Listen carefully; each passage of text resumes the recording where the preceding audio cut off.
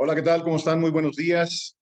Muchísimas gracias por conectarse y muchísimas gracias por atender a esta convocatoria, a este webinar, que nos parece muy interesante, sobre todo en la materia de quien lo expone. El doctor Mulet, el doctor José Miguel Mulet, que ustedes lo ven en la pantalla, es licenciado en Química y doctor en Bioquímica y Biología Molecular por la Universidad de Valencia, España. Catedrático del Departamento de Biotecnología de la Universidad Politécnica de Valencia, dirige líneas de investigación en el Instituto de Biología Molecular y Celular de Plantas, y en su faceta de divulgador, que se ve que le gusta escribir y se gusta escribir bien, ha publicado varios libros. Uno de ellos, por ejemplo, Los productos naturales Bayatimo. Temas muy interesantes que cualquiera los puede buscar por ahí también en las redes sociales o en los grupos para que le llegue. En México no tenemos estos libros a la venta fácilmente, pero ya sabemos que todo llega a través de Amazon y algunos de ellos más. Comer sin miedo, medicina sin engaños, la ciencia en la sombra, transgénicos sin miedo, ¿qué es comer sano? ¿Qué es la vida saludable? Ecologismo real. Y recientemente, y es un libro muy interesante que ya hicimos el favor de pedirlo por allá, Comemos lo que somos, además de numerosos artículos divulgativos a nivel nacional e internacional. La verdad es que el doctor tiene una visión muy clara de estos conceptos que en algunos lugares son ideológicos, en algunos lugares son simplemente ideas sin irse a la ciencia, sin realmente hacer estudios a fondo, y que, bueno, tenemos que seguir comiendo y tenemos que seguir produciendo alimentos. El doctor tiene una amplia experiencia en esa materia y lo hemos invitado a este webinar para que todos ustedes, para que todos nosotros aprendamos mucho más de la razón de ser de la producción de alimentos. En fin, hay mucho atrás de esto. Los dejo con el doctor José Miguel Mulet. La verdad es que tenemos un tiempo contado. Él está en España en este momento. De repente, si lo ven que se duerme es porque ya está haciendo tarde. Pero aquí estamos, doctor, y muchísimas gracias, doctor, por esta oportunidad de conversar con estas 160 personas en este momento, y seguramente vamos a encontrar que vayan apareciendo mensajes de gente de diferentes partes del país. Incluso sabemos que hay gente conectada de parte de Centroamérica y algunos de Sudamérica. Así es que esto nos da una idea del interés que despierta esta conversación. Sobre todo que en México últimamente se ha hablado, en todo el mundo, se ha hablado sobre los granos transgénicos. Los ecologistas hablan del impacto a la salud de los transgénicos. No he conocido a alguien que se intoxique con ellos, pero bueno, vamos a platicar del tema. También han hablado de glifosato y los impactos que tiene en la salud del glifosato. Así es que te dejo, doctor. Muchísimas gracias por la oportunidad y adelante con tu plática. Gracias a ustedes por la oportunidad.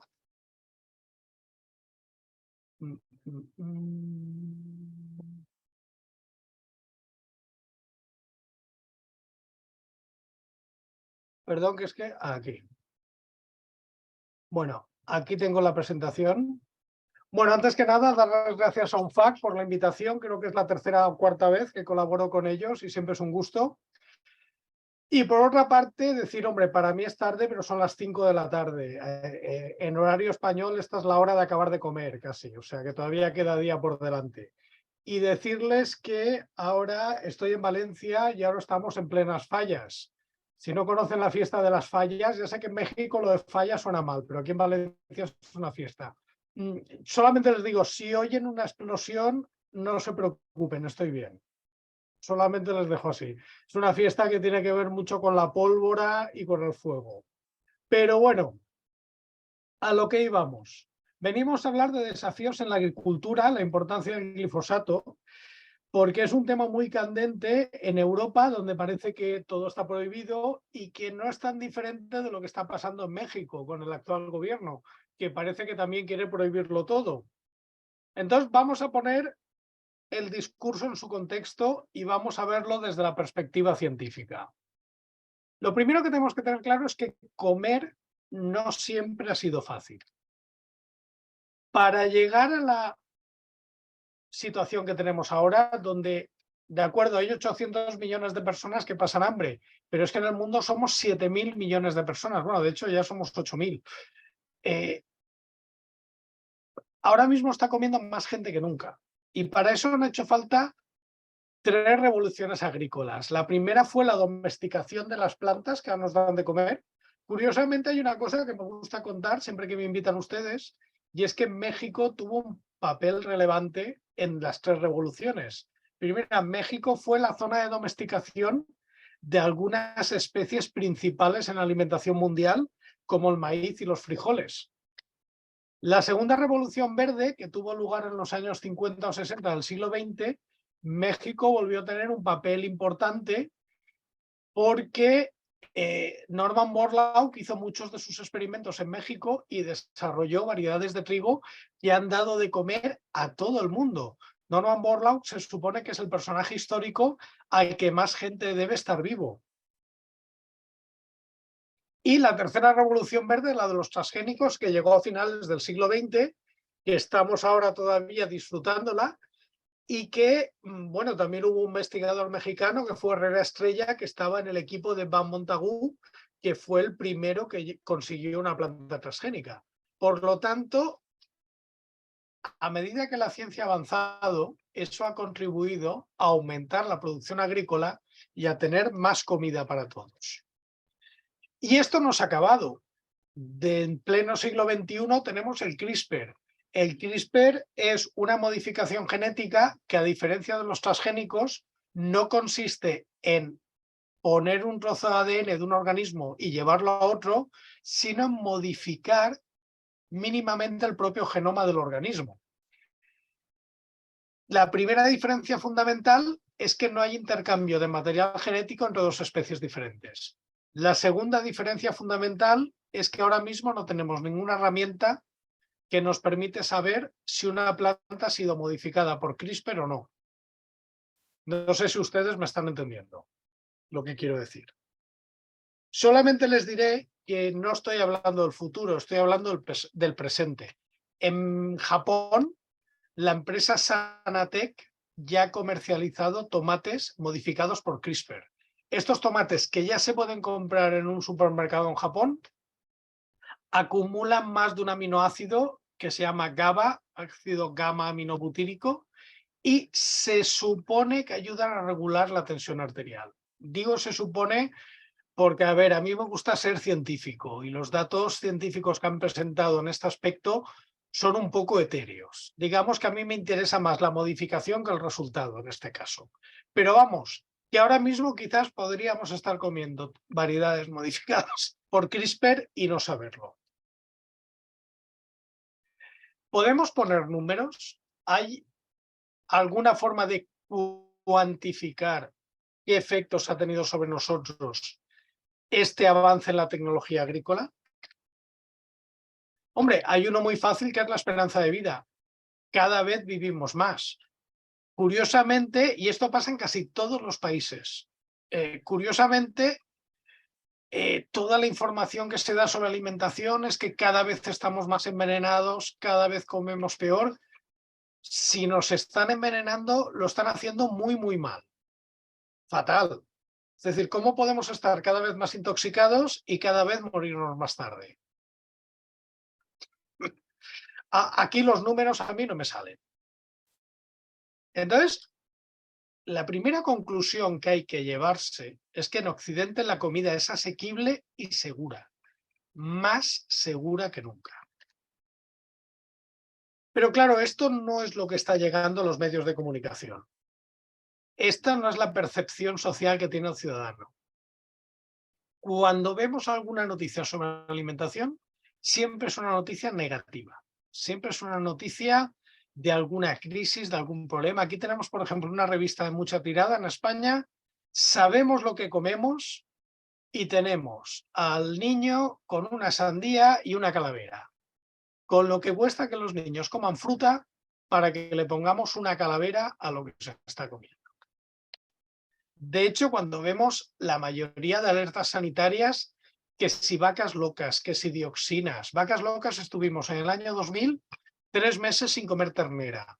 Puntualmente aparecen dioxinas que acaban en nada. Gripe aviar, que de repente la gente deja de comer pollo y todo acaba en nada. Aquí tenemos un ejemplo de cómo se informa o cómo se transmite información sobre agricultura y sobre alimentación. Aquí vemos a una especie submarinista diciendo el trigo, ese veneno cotidiano que arruina nuestra salud. Vaya por Dios. El trigo es veneno. No sé, ¿alguien de los que está en la sala virtual ha comido trigo alguna vez? Creo que se utiliza para hacer una cosa llamada pan.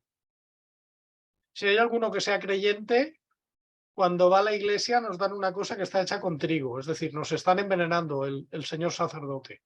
Vaya, qué cosas más raras. O sea que el trigo es veneno. Además, dicen, económicamente no sería factible porque el trigo tradicional produce menos kilos por hectárea que el transgénico. Ah, claro, resulta que el trigo es veneno porque el problema es que es transgénico. Esta noticia es del 2012. El trigo transgénico se comercializa desde el 2022. Faltaban 10 años. Pero todavía estaban ya adelantando el tema del trigo. Fíjense ustedes si el trigo es venenoso y es transgénico, que hay que recogerlo vestido de submarinista. Y encima lo han modificado tanto estos científicos que cualquiera diría que es una mazorca de maíz, más que trigo. Pero nada, el trigo es un peligro. Claro, estás continuamente bombardeando al público con estos mensajes, diciendo que la comida es peligrosa, que el trigo es veneno, que todo está lleno de productos químicos y de pesticidas. Y además ya no es en las noticias, es que ya te llega al WhatsApp, al grupo de WhatsApp, al grupo de Telegram. Claro, la gente al final se preocupa y se asusta. Y entonces, de repente un día entras en un foro de internet y te encuentras mensajes como la cocaína lleva gluten, soy celíaca y últimamente mis amigas al salir de fiesta están tomando cocaína. Y yo también quiero tomar, pero tengo miedo que tenga gluten y me dañe la salud. Lleva gluten toda. ¿Sabéis si existe cocaína sin gluten y si me será más cara? Gracias por adelantado. Obviamente, si tú estás poniendo el foco en que el trigo es muy peligroso, la gente al final interioriza el mensaje y ya no se preocupa por la cocaína o mensajes de estos son muy frecuentes. Esto es lo que en redes sociales se llama la ley de Brandolini. La ley de Brandolini es que dice que desmontar una pendejada cuesta 10 veces más energía que decirla. Y es muy fácil de ver. El trigo es veneno. 4 palabras. A ver, ¿cómo va a ser el trigo veneno si llevamos comiendo trigo? Ya he dicho más de 4 palabras. Desmontarlo me va a costar un discurso muy largo, un discurso que cuando lo ponga en WhatsApp en una cadena, la mitad de la gente no va a leer porque es largo, pero en cambio una frase de impacto va a calar enseguida y lo que menos importa es que sea cierta. ¿Cuál es el resultado de esta falsa información que se propaga?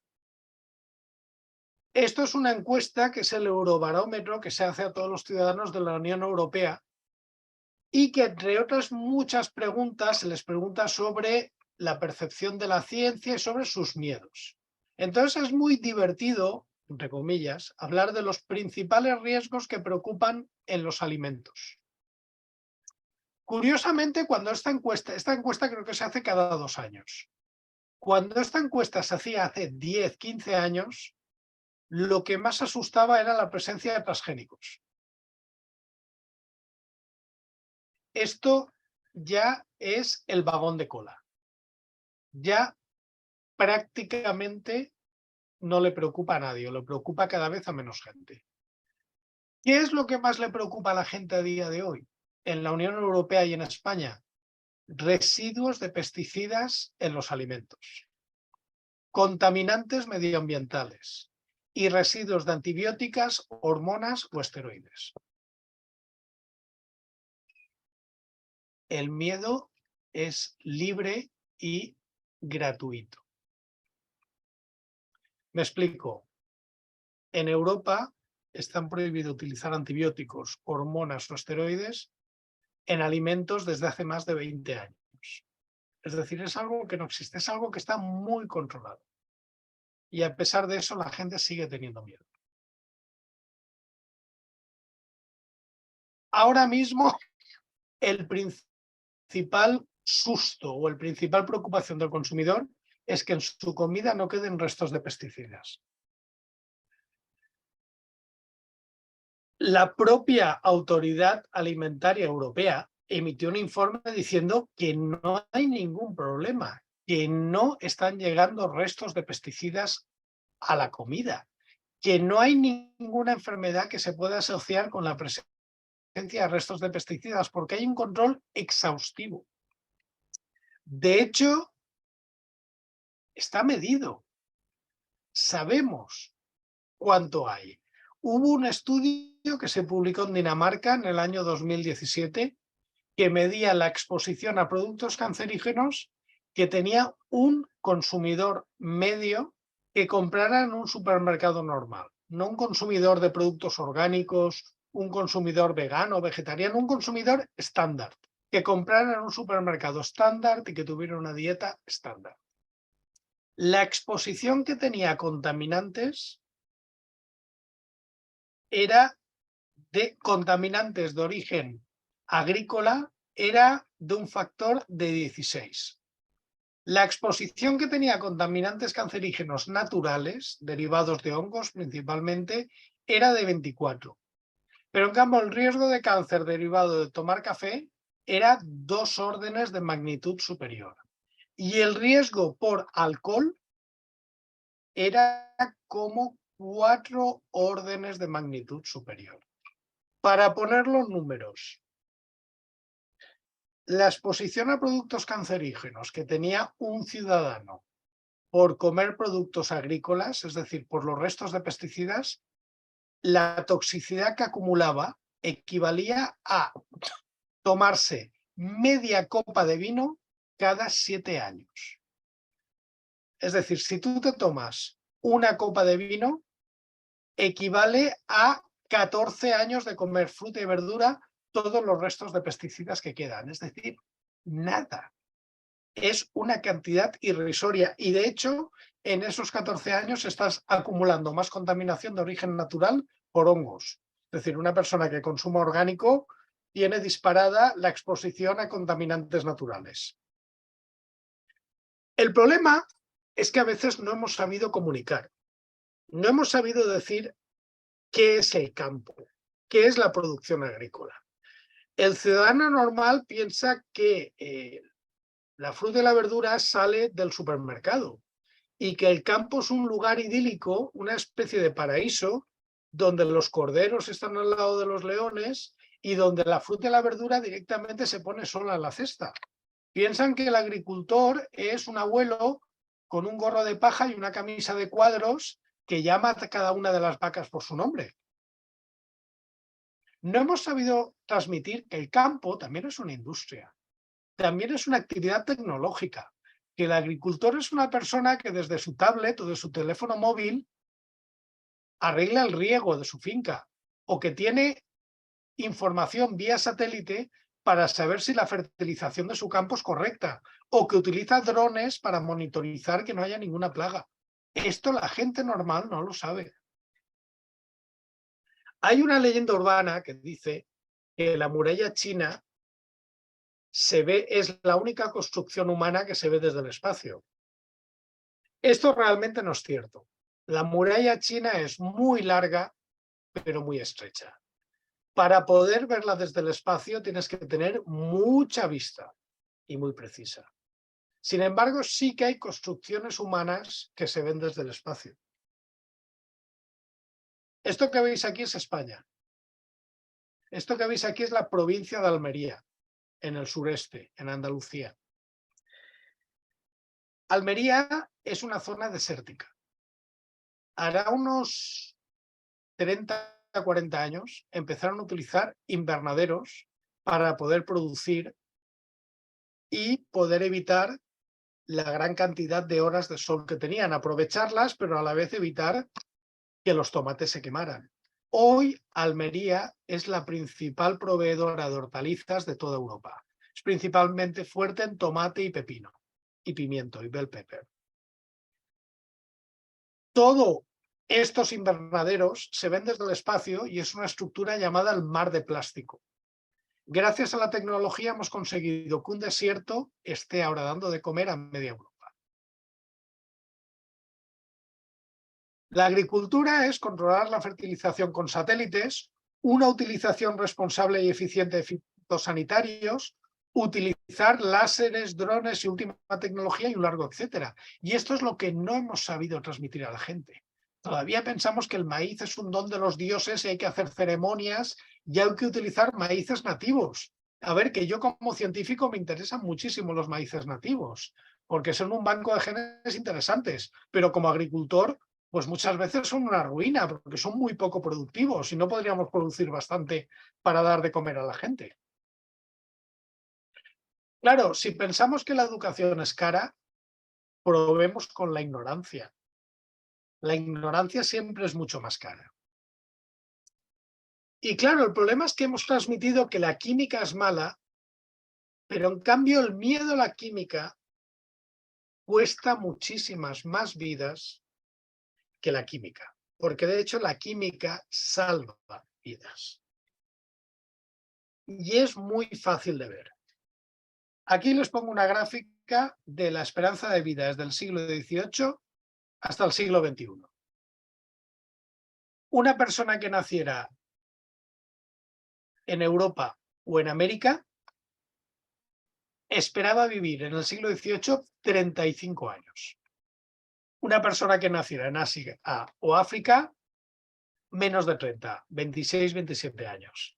De repente, algo pasa en América y algo pasa en Europa, y desde una fecha determinada, la gente empieza a morirse cada vez más tarde. Eso mismo pasa más tarde en Asia y mucho más tarde en África. De repente hay un hecho puntual en determinado momento de la historia que hace que la gente empiece a morirse cada vez más tarde. Ese hecho puntual que salvó miles de millones de vidas se puede resumir en dos letras, una C de Cáceres y una L de León. Cl, símbolo químico del cloro. El cloro, que es un elemento químico muy tóxico, que se utilizaba para hacer armas químicas en la Primera Guerra Mundial, a partir del siglo XIX empieza a utilizarse para tratar el agua potable. En el momento que el agua de las ciudades empieza a tratarse con cloro, el tifus, el cólera y la disentería desaparecen. Cuando desaparecen el tifus, el cólera y la disentería, la gente empieza a morirse cada vez más tarde.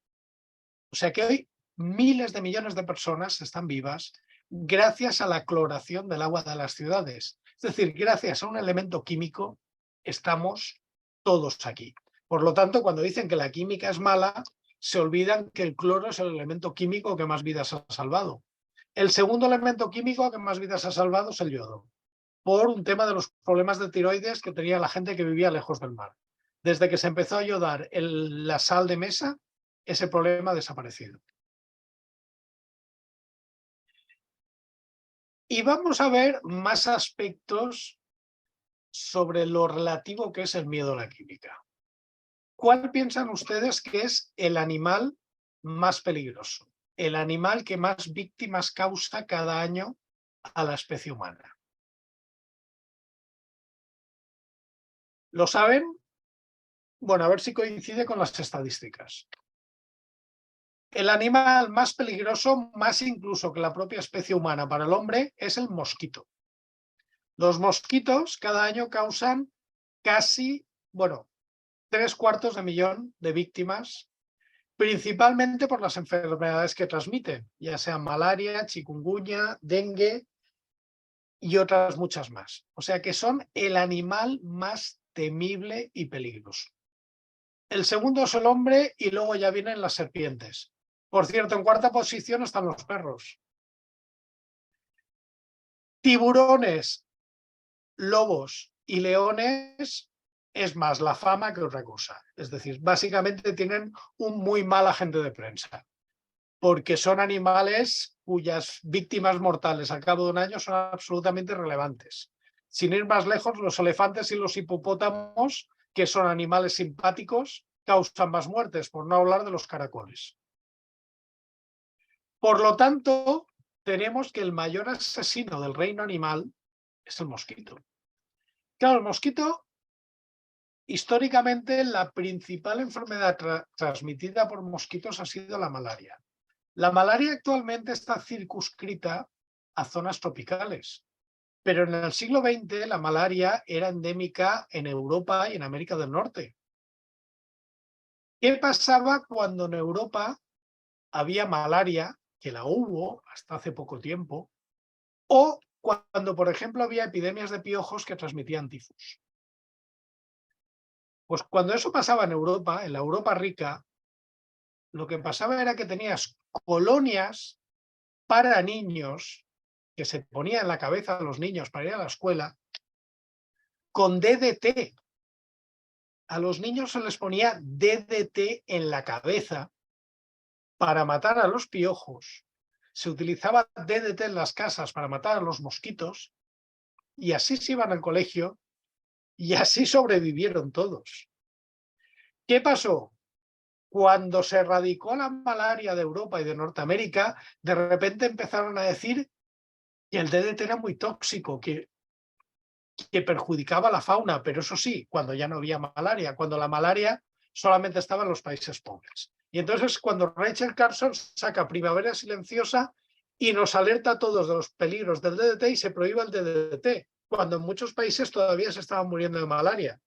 De hecho, esta prohibición del DDT, que insisto, es problemático porque es una molécula muy estable y es un producto químico persistente, ahora tenemos alternativas mucho mejores, fue criticada incluso por científicos americanos. De hecho, aquí se habla de, esta es una crítica a la obra de Rachel Carson y a la prohibición del DDT, y entonces me hace gracia porque tiene la frase "Even Rachel Carson was made of chemicals". Incluso Rachel Carson estaba hecha de productos químicos, porque obviamente todos estamos hechos de química. La quimiofobia es un poco absurda. Si alguna vez han oído, no, es que cada vez hay más cáncer. Vale. Vamos a discutirlo. Si usted me presenta una gráfica que diga que cada vez hay más gente de cáncer, yo me la creo. Pero cada vez se muere menos gente de cáncer.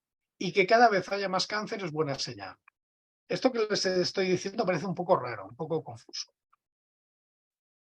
Pero tengamos en cuenta una cosa. Uno de los motivos que aumentan el riesgo de cáncer es la edad. Cuanto más edad, más riesgo de tener un cáncer. Si no te has muerto de cólera con 30 años porque el agua de tu ciudad está clorada, si no te has muerto de malaria a los 40 porque alguien ha utilizado DDT y ha matado al mosquito y no te ha contaminado la malaria, quiere decir que has llegado a los 50, a los 60 y quizás en esa edad has desarrollado un cáncer. Por lo tanto, cuando se eliminan las enfermedades, y lo mismo podría decirse de las vacunas, de los antibióticos, cuando se eliminan muchas enfermedades y vives más tiempo, tus posibilidades de tener cáncer aumentan.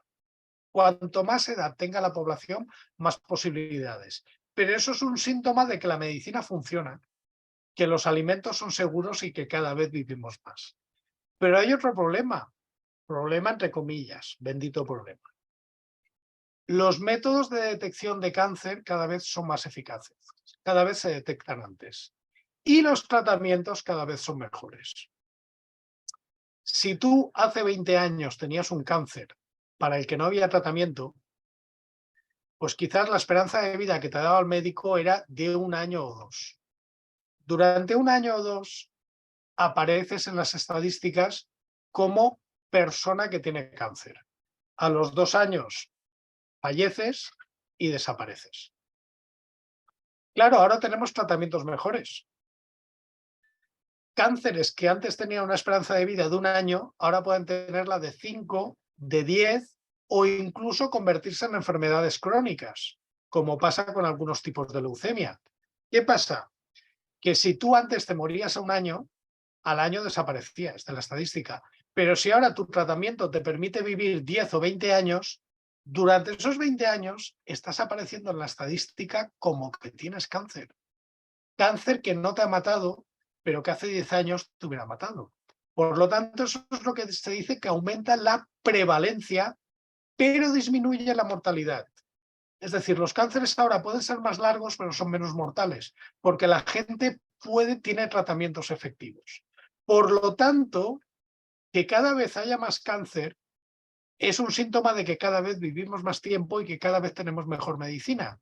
No es un síntoma de que cada vez estamos más intoxicados. De hecho, si ajustamos los datos de prevalencia y normalizamos por edad, cada vez hay menos cáncer. ¿Por qué? Porque la gente deja de fumar, principalmente, y porque la gente ya se ha concienciado que hay que tomar el sol con precaución. Los 2 principales factores evitables de cáncer son no fumar y tomar el sol con precaución. No hay más. Ahora que se habla tanto de la agricultura orgánica, ¿podríamos dar de comer sin química? Este es un anuncio de un supermercado orgánico. Vive Bio, sin pesticidas, sin hormonas, sin antibióticos, sin conservantes. ¿Esto es real? Que, por cierto, para no tener nada hay que ver lo caro que lo compran. A ver, desde el punto de vista científico, sabemos desde el siglo XIX, gracias al trabajo del químico Bohler, que fue el primero que descubrió que los cristales de urea que provenían de la orina eran igual que los cristales de urea que sintetizaban en un laboratorio. Las propiedades de cualquier compuesto no dependen de su origen, natural o artificial. Las propiedades de cualquier compuesto dependen de su composición. Que algo sea natural nos da igual. Lo que queremos es ver lo que es, qué composición tiene, qué efectos tiene. Por lo tanto, decir que tenemos que volver a una agricultura más natural o a una agricultura sin pesticidas, desde el punto de vista químico es una estupidez. Por ejemplo, en agricultura orgánica se utiliza el cobre para el tratamiento de hongos. Esto es una aberración porque es un producto químico persistente súper tóxico. De hecho, en viticultura, que se utiliza mucho el cobre, están arrasando campos orgánicos porque es que al final allí ya no va a crecer nada de la cantidad de cobre que han echado. Y hay que tener claro que las propiedades de cualquier material dependen de su composición, no de que sea natural o artificial. La química no es racista. Aquí lo que importa es lo que eres, no de dónde vienes. Todo es química. Y los agroquímicos, pues habrá que ver si son útiles o no. No habrá que ver si son naturales o no. Entonces, ahora el problema es que tenemos normativas que se basan en que un producto sea natural o artificial. Esto es una estupidez. Los parámetros para utilizar cualquier insumo, cualquier producto fitosanitario deberían de ser efectividad, toxicidad, estabilidad e impacto ambiental, y que diera igual su origen. Y aquí tenemos el caso polémico del glifosato. A ver, el glifosato es un caso de una narrativa inventada. Y les cuento qué ha pasado con el glifosato. ¿Por qué hablamos del glifosato y no hablamos de las atracinas y no hablamos del paraquat, que también son herbicidas? Muy fácil. Los grupos ambientalistas organizaron una campaña en contra de los transgénicos. ¿Qué pasó? Que nada de lo que dijeron, ni los transgénicos eran tóxicos, ni aumentaba el cáncer, ni era una catástrofe ambiental, nada pasó. Es decir, el Chernobyl transgénico que estaban esperando no llegó. ¿Qué pasa? Que había muchos transgénicos que eran RR, resistentes a Roundup, resistentes al glifosato. ¿Qué hicieron? Muy fácil, cambiar el discurso. Como no podían decir nada de los transgénicos, empezaron a decir cosas del glifosato. De repente descubrieron que un herbicida seguro y barato que llevaba 20 años utilizándose, de repente era malo. Lo descubrieron cuando llevaba 20 años en uso. habría que decir, a ver, el agricultor no es tonto. ¿Por qué utiliza glifosato? Un agricultor utiliza glifosato porque lo que utilizaba antes era mucho más tóxico. Y a un agricultor no le gusta envenenarse. Eso es lo primero. Y lo segundo es que como es un producto que la patente caducó en el año 2000, es un producto barato. Pero de repente empezaron a salir, cuando la patente ya llevaba 15 años caducada, médicos ligan el cáncer de un pueblo argentino a los agroquímicos. Esto fue un grupo así muy extraño, que hacen unas fiestas muy raras, que se llaman pueblos fumigados o algo así, que se fueron a un monte donde cultivaban soja resistente a glifosato y dijeron, no, aquí hay 3 veces más cáncer que en cualquier otro pueblo, y es por culpa del glifosato. Claro, yo como científico, cuando oigo esto, digo, a ver. Vamos a darles la razón. Vamos a asumir que es verdad. Hay un pueblo pequeño, en medio de Argentina, donde hay 3 veces más cáncer. Primera pregunta. ¿Cerca de cuántos pueblos de Argentina se utilizan maíz o soya resistente al glifosato? Hombre, Argentina ahora mismo es un mar de soya, perdón. Hay muchos pueblos rodeados de campos de soya resistentes al glifosato. Y resulta que estos médicos han encontrado que la media en un pueblo es 3 veces superior que la media del país, donde hay muchos pueblos cercanos a zonas de uso del glifosato. Conclusión, en ese pueblo pasa algo, pero sabemos seguro que no es el glifosato. Claro, esto implicaba científicos de verdad, no los que hicieron el estudio, que ya les adelanto que eran más activistas que científicos, implicaba periodismo de verdad, que cuando alguien hiciera una afirmación tan absurda dijera, oiga, esto no tiene sentido. Pero claro, no dejes que la realidad te estropee un buen titular. Y de repente aparece que el glifosato, todo el mundo dice que produce cáncer porque la IARC, que es una autoridad que clasifica cualquier compuesto o actividad como cancerígena, lo clasifica en 2A, probablemente cancerígeno. Ojo, probablemente cancerígeno quiere decir que hay estudios en animales, pero no hay estudios definitivos en humanos. Y de repente todo el mundo dice que quiere prohibirlo porque es probablemente cancerígeno.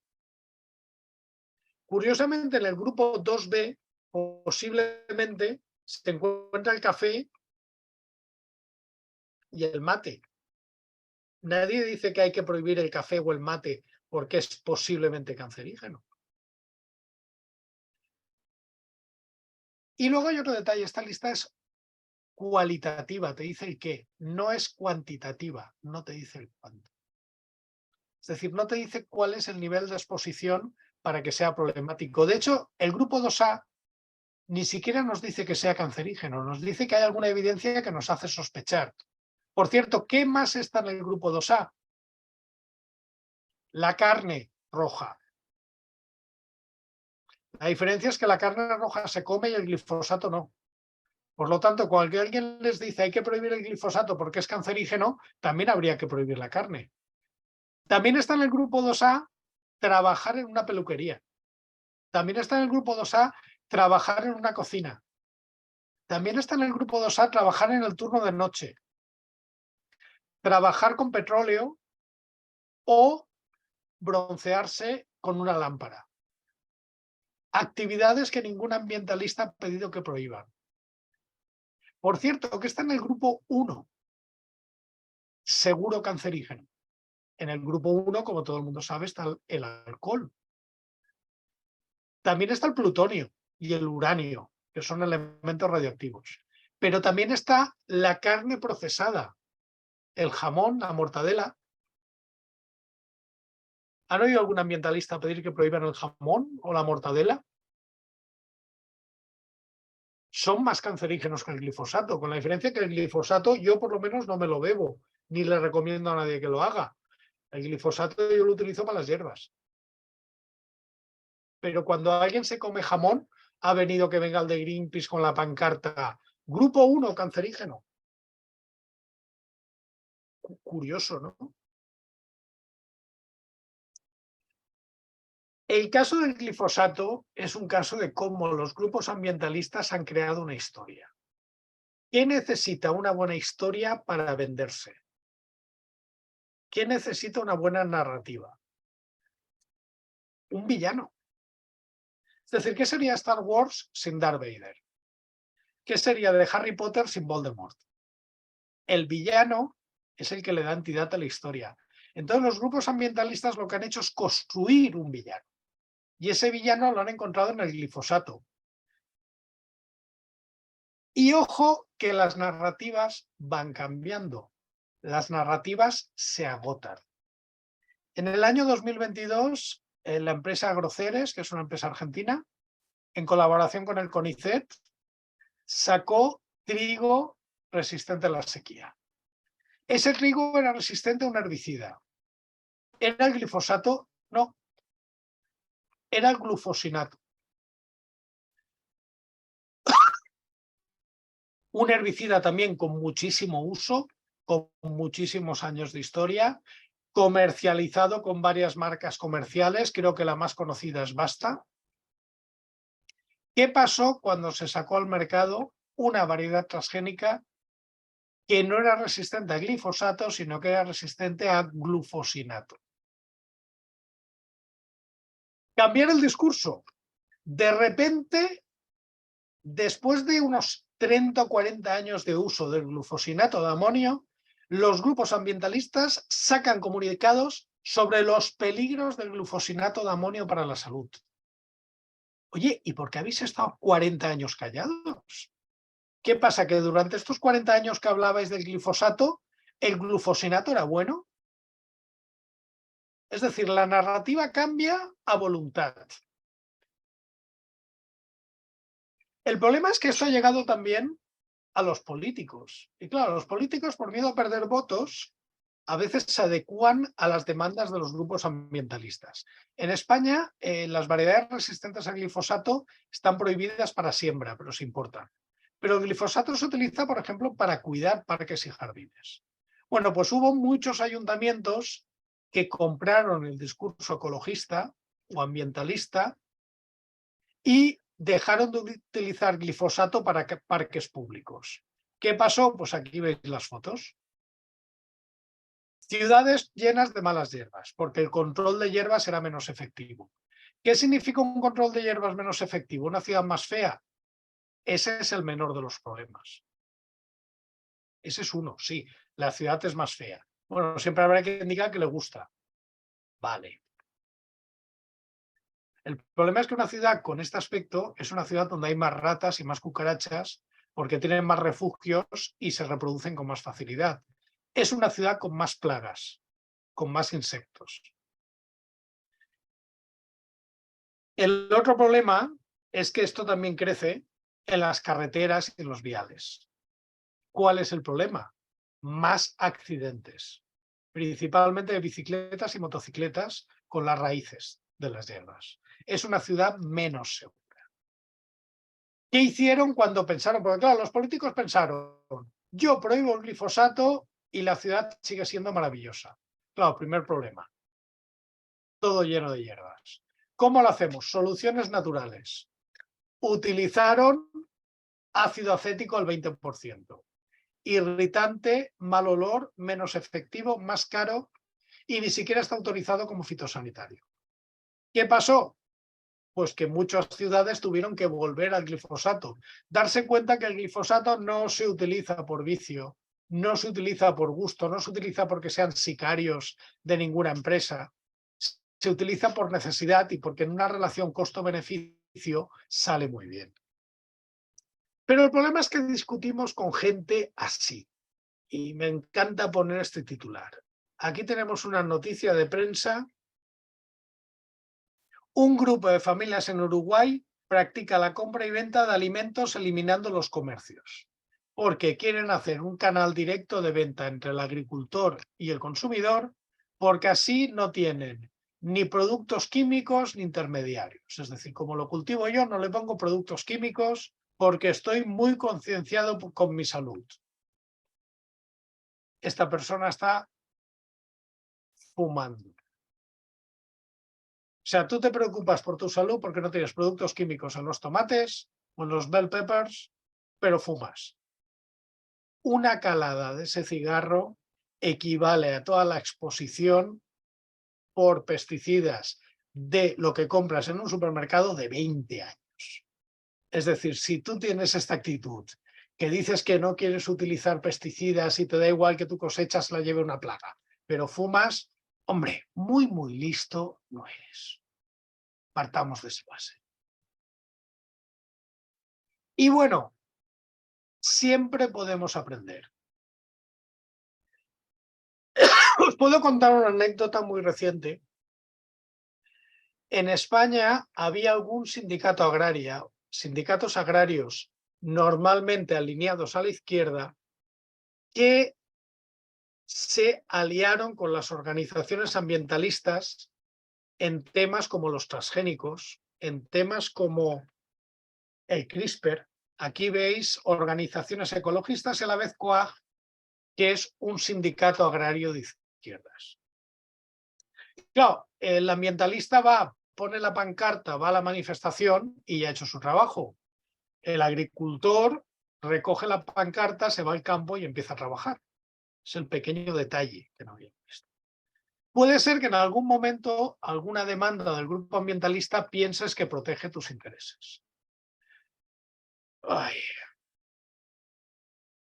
En fin.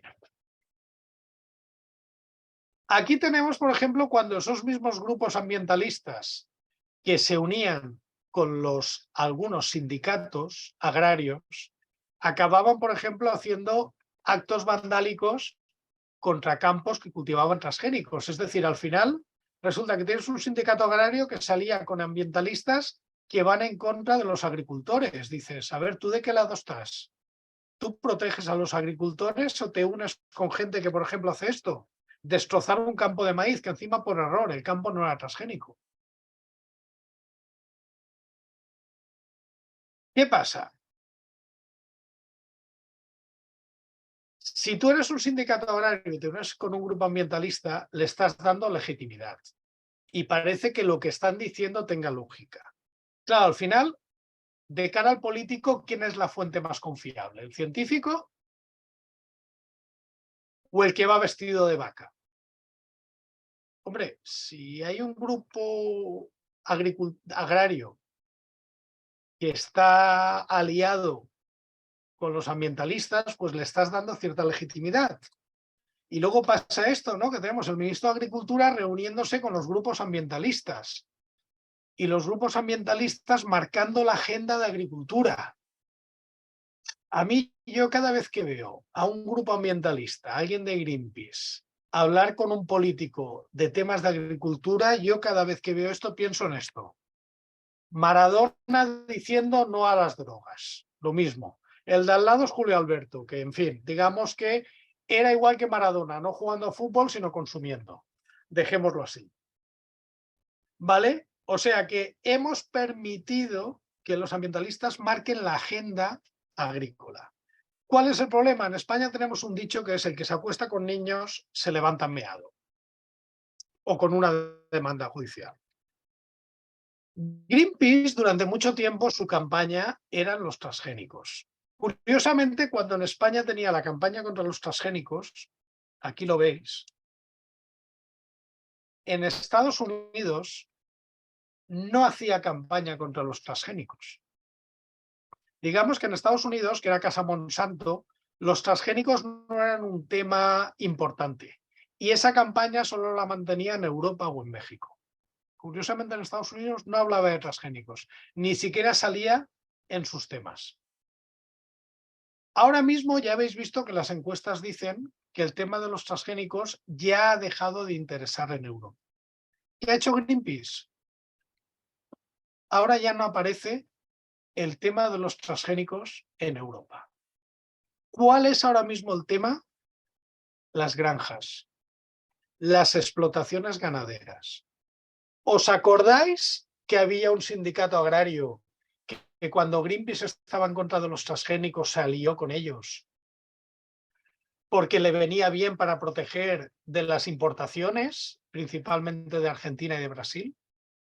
Curiosamente, este mismo sindicato agrario, ahora que Greenpeace está haciendo una campaña contra las granjas, se ha dado cuenta que ellos son ganaderos y que esa campaña de Greenpeace les afecta a ellos. Ahora ya no son amigos de Greenpeace, después de haber estado 20 años apoyándoles y dándoles legitimidad. Este sindicato agrario de izquierdas, la COAC, hace poco celebró su, creo que fue el 25 aniversario. ¿Sabéis a quién entrevistaron en el número especial? ¿A alguien de Greenpeace? Sí, lo entrevistaron, pero le dieron un trocito pequeño. ¿Sabéis a quién entrevistaron a página completa? A mí. Que, por cierto, aproveché la oportunidad para decir que un sindicato agrario unido a un grupo ecologista era lo peor para defender a los agricultores. Y he de admitir que lo publicaron. El problema es que, claro, después de tantos años dando legitimidad, nos encontramos informes en el Ministerio de Transición Ecológica del Gobierno de España, hechos por grupos ecologistas, informes desprovistos de cualquier base científica. Y por esta extraña alianza que han secundado algunos agricultores, nos encontramos con políticas como la del glifosato. Simplifico, el glifosato no es peligroso. El glifosato es un producto que es mucho más seguro que otros herbicidas que se utilizan como alternativa. Por eso se utiliza, porque los agricultores no son tontos. Toda la narrativa que se ha creado alrededor del glifosato y todos los mitos es una narrativa construida por los grupos ambientalistas porque no tenían argumentos en contra de los transgénicos, nada más. Preguntas. ¿Cuántas crisis alimentarias, cuántas intoxicaciones ha habido relacionados con la química, con los productos químicos, con el glifosato, con los pesticidas? ¿Y cuántas han sido de origen natural? Puedo decirle que la mayor crisis alimentaria en Europa en la última década fue debida a una intoxicación con productos orgánicos. Whole Foods es la cadena de Estados Unidos que más alertas sanitarias ha tenido. Y ya por último, para llevarse a casa, este es Johan Cruyff. Johan Cruyff decía que cuando él le decían que a él le gustaba mucho tener la pelota, que tenía muchos jugadores que tocaban mucho la pelota, él decía, es que si no tienes tú la pelota, la tiene el contrario.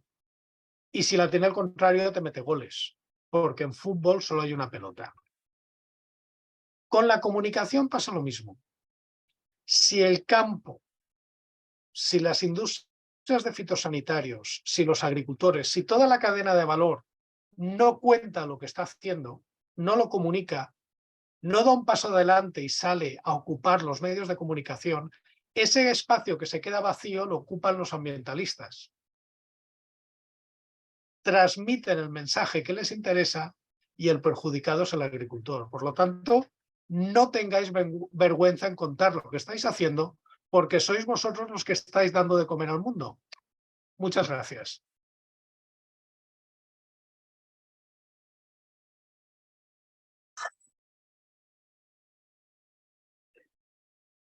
Dejo de compartir. Por ahí se escuchó algún aplauso porque hay aquí gente que la está viendo en la UNFAC. Aparte tenemos afortunadamente 264 participantes, doctor. Y la verdad es que pues es un tema que puede y sí va a seguir causando polémica y diferencias de opiniones.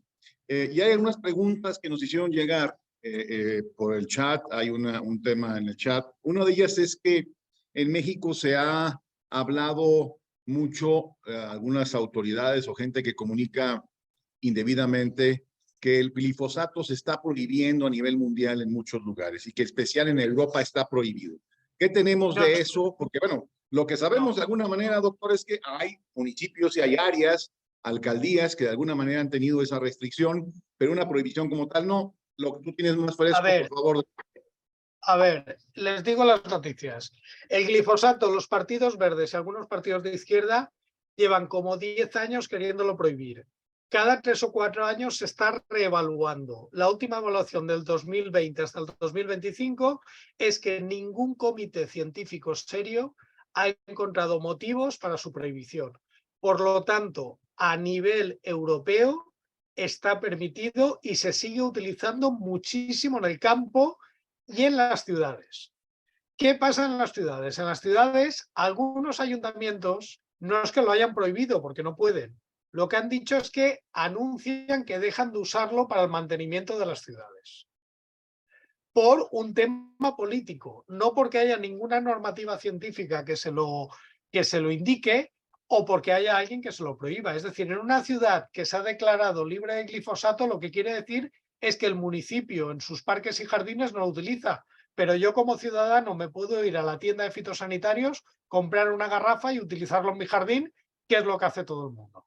Por lo tanto, a día de hoy en Europa no hay ninguna prohibición sobre el glifosato. Hay, sobre todo, ayuntamientos que se manifiestan y asumen, dicen que no lo van a utilizar. Ojo que muchos de estos ayuntamientos han tenido que volver a utilizarlos porque las calles eran una guarrería, todo se ha dicho.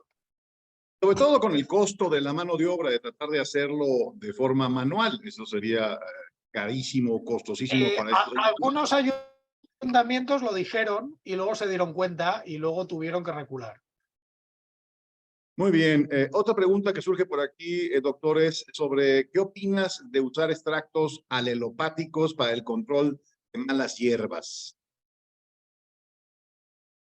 Funcionan. Son más baratos que el glifosato, son más efectivos. Alelopático exactamente no sé lo que es, pero yo sí que sé que aquí decían de utilizar vinagre porque era natural. A ver, poco a poco. El vinagre es acético al 5%, lo que se utilizaba es acético al 20%. Eso ya no es vinagre. Y el que quiera probarlo, que lo ponga en la ensalada, por favor que no se la coma, porque es muy corrosivo. Era más caro y menos efectivo. Pues lo mismo de esos tipos de extractos que ya adelanto que no conozco. ¿Cuál es la relación coste-beneficio? ¿Supera el glifosato o está peor? Sí, básicamente tienen que alcanzarse precisamente el costo control, es decir, el costo y el beneficio, porque además también tenemos casos de lo que acabas de decir, doctor, en tema de daños colaterales, ¿no? También hay otro producto que en México aparece y lo comentan sobre el peróxido de hidrógeno para control de malezas. ¿Qué opinas? El peróxido de hidrógeno es agua oxigenada. Para empezar, es mucho más caro y, a ver, el glifosato, uno de los secretos de su éxito es que es un inhibidor específico de una enzima que solo tienen las plantas. Por lo tanto, la toxicidad para animales es muy baja y la toxicidad para cualquier organismo que no sea una planta es muy baja. De hecho, les digo, si una persona intenta suicidarse con glifosato no lo va a conseguir, porque tiene una toxicidad tan baja que incluso bebido, a ver, es asqueroso, es desagradable, hace vomitar, crea dolor de estómago, pero es complicado que te mate. Y eso lo sé porque hay casos clínicos de gente que lo ha intentado. El peróxido de hidrógeno es un oxidante muy fuerte, por lo tanto es irritante, por lo tanto es complicado de manejar y es inespecífico, directamente mata todo lo que pille. Por eso se utiliza como desinfectante sanitario. Es decir, el peróxido de hidrógeno es tóxico tanto para una planta como para un insecto como para una bacteria, cosa que no pasa con el glifosato, que solo es tóxico para plantas. Además, considerar el tema de la inestabilidad del peróxido de hidrógeno si no está manejado de forma adecuada. Bueno, una cosa es tener 5% de peróxido y otra cosa es tener 30% de peróxido en una solución. Las cosas pueden ser Bueno, graves. el 30% de peróxido, ya les digo yo, porque es el nivel que utilizamos en el laboratorio, que como metas el dedo dentro lo funde, directamente lo deshace. Exacto. Otra pregunta que surge por aquí es, ¿qué se ha logrado a favor de glifosato en algunos otros países que tenían el plan de prohibirlo, que al final decidieron que no, porque en México se está planeando prohibir a partir de marzo del 2014? 2024, perdón. 2024. A ver, el problema es que cuando se ha prohibido, insisto, no se ha prohibido, se ha dejado de utilizar de forma voluntaria, pues los mismos que han propuesto esta prohibición se han dado cuenta que tenían un desastre. ¿Por qué? A ver, yo vería muy bien que se prohibiera el glifosato, pero que se dijera, no, tenemos una alternativa mejor. pero a día de hoy no existe esa alternativa mejor. Entonces, si tú prohíbes una cosa, es como si prohíbes un medicamento, pero no tienes alternativa. Y dices, ¿y yo cómo me trato mi enfermedad? Deme algo. Es decir, si tú la alternativa al glifosato es arrancar las hierbas a mano, pues ya sabes que te va a costar mucho dinero y va a ser mucho menos efectivo. Y la gente que tengas ahí no la puedes tener en otras actividades. La gente del norte, en Nuevo León, nos comentan que el glifosato es un insumo estratégico en el tema de los cítricos. Además, dice que le cuestionan sobre el uso del glifosato, pero no le ofrecen alguna alternativa. Esto confirma un poco lo que acabas de mencionar y que bueno, los productores de cítricos van a tener ahí un problema interesante, ¿no? Pues sí, pero bueno, cuando haya un sustituto, hablamos. De momento no lo hay, pero hay que seguir produciendo. A ver, con el tema de los fitosanitarios, aquí pasó una cosa muy divertida, entre comillas, en Europa. En Europa el año pasado se prohibió el cloroprifos, que era un insecticida. Este año se empezaron a importar naranjas de Sudáfrica y las naranjas vinieron con una plaga que en Sudáfrica no era problemática porque era una especie endémica y tenía depredadores naturales, pero aquí en Europa se extendió. ¿Cuál fue el problema? Que el único insecticida útil era el cloroprifos. Como se había prohibido, ¿qué pasó? Se perdió toda la cosecha de cítricos y se tuvo que importar más de Sudáfrica, con lo cual vino más plaga y ya se quedó para siempre. Platícanos, por favor, el impacto que tendría, que es un tema que también has tocado en otros momentos, de la pérdida de glifosato como una herramienta en la labranza de conservación o la cero labranza, que es un tema que también en Europa está entre ojos, ¿no? A ver, la cero labranza es algo que no se anuncia bastante porque previene la erosión del suelo, baja mucho las emisiones de CO2 y baja la huella de carbono, porque consumes mucho menos diésel, tienes menos impacto sobre especies, y el glifosato es ideal para este tipo de labranza precisamente porque solamente es tóxico para plantas, respeta al resto de organismos. Si se prohíbe el glifosato con peróxido de hidrógeno, con acético, no se puede hacer labranza cero, porque te lo cargas todo, lo matas directamente todo.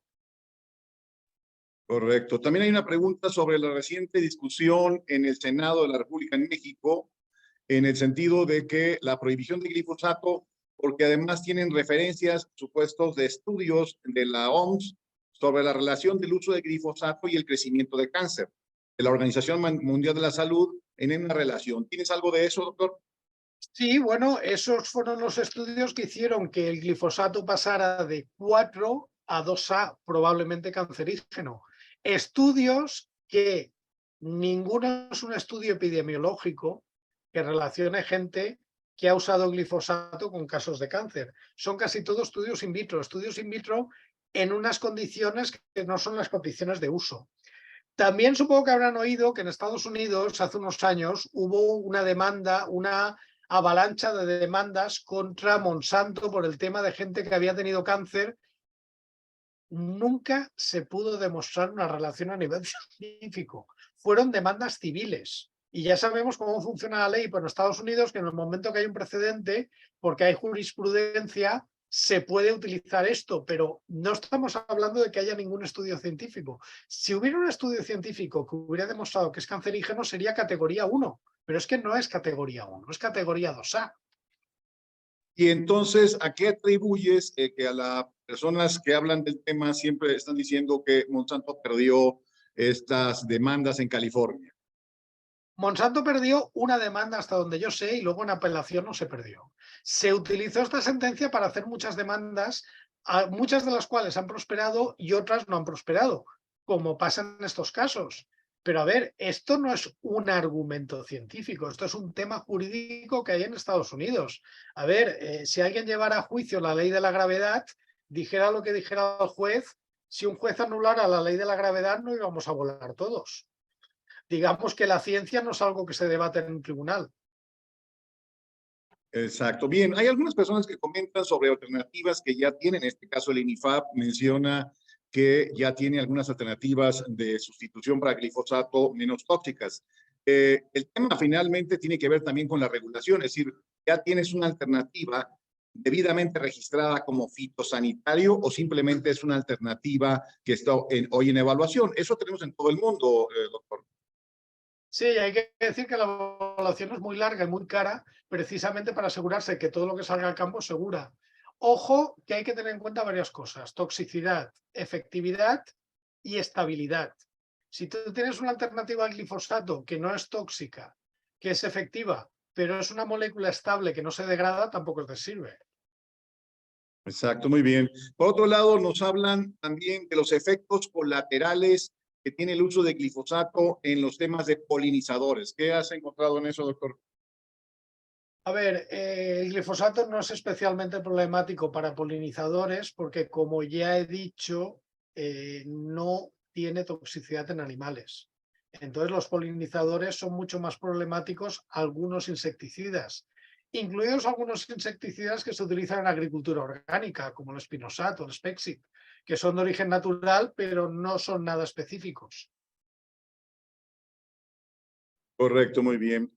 También se habla entre los dimes y diretes ahí en autoridades y ecologistas sobre la residualidad de glifosato. Hablan de que es un producto muy residual y persistente. ¿Qué tenemos en ese sentido? Tú lo conoces bien el tema de la cadena A ver, de no la es un fórmula. producto. Si fuera un producto residual y persistente, hubiera sido prohibido hace décadas, como fue prohibido el DDT, el lindano y muchos otros productos que en los años 50 o 60 se utilizaban en agricultura y ahora están prohibidos. Precisamente porque ser un producto químico persistente es un motivo de que no se autorice. El glifosato se degrada en varias moléculas, una es el AMPA, una es el TAL. Muchas veces los estudios que hablan de contaminación por glifosato lo que hacen es no detectar glifosato, sino detectar moléculas y, interesantemente, olvidan que esas moléculas también pueden provenir de otra vía. Algunas moléculas incluso pueden aparecer de forma natural. Directamente asocian que todo lo que aparece ahí proviene del glifosato, que no tiene por qué ser. Pero es decir, si el glifosato fuera un producto químico persistente, estaría prohibido. Sobre todo que hablamos de una sal isopropilamina, ¿no? Entonces, en ese sentido, es difícil encontrarlo como una molécula consistente como tal. Cuando analizas la sangre, no vas a encontrar toda la molécula de glifosato. Si pudieras encontrar una sal diluida, pues sería de muchas fuentes, ¿no? A ver, y se degradan moléculas de amonio y de carbono, es decir, no tiene ningún tipo de átomo exótico ni ninguna estructura orgánica que sea resistente. Entonces, cuando la autoridad o algunos han dicho que analizaron sangre y encontraron glifosato en la sangre de los niños, en alguna investigación que dicen haber hecho en Jalisco, en México, ¿cómo ves? ¿Cómo era posible eso? ¿Cuánto tenía que tomar esa persona para tener Pues que tienen mucha, glifosato en la sangre? que tienen mucha imaginación, porque el glifosato no puede haber en la sangre. Directamente que les den el premio Nobel de Química. Exacto. Bien, una última pregunta porque ya te tenemos entretenido. La verdad es que ha sido muy interesante y nos comentan aquí que si tienes alguna idea de esta narrativa de ambientalistas, si hay algún financiamiento atrás o hay algún interés más que simplemente el ecológico. A ver, grupos ambientalistas. Puede haber un grupo ambientalista pequeño que actúa a nivel local, pues porque tengan una fábrica que contamine en su municipio, porque quieran conservar un espacio natural.